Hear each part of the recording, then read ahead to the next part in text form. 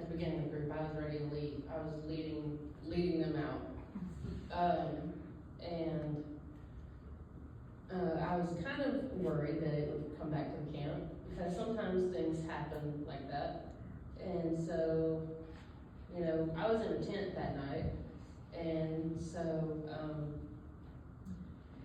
later that night, around 3:30 in the morning, I heard a really loud bang, like metal on metal, and it woke me up out of my sleep.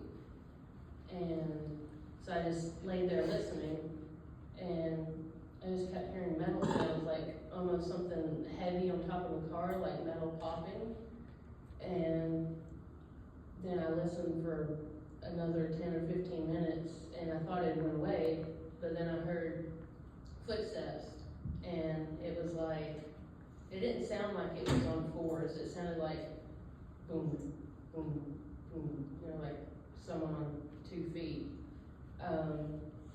And it sounded like it was getting closer to my tent. And next thing I knew, I heard what sounded like a fingernail scratching down the side of my tent, all the way around. And then when it got to the front of the tent, it just let a big exhale out.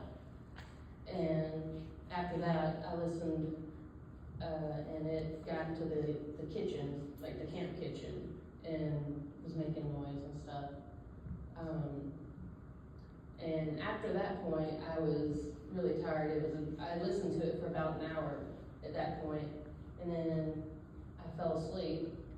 And the next morning, we went and we looked around and everything, and where we were at, there was a creek and a little trail that kind of went up into the mountains, and you could see, like, we had our cars parked in an angle, so you could see how something could have come down, and we saw like a print on the opposite side of the car, almost like it had come up out of the mountains, went across the creek, and was using the cars as kind of cover.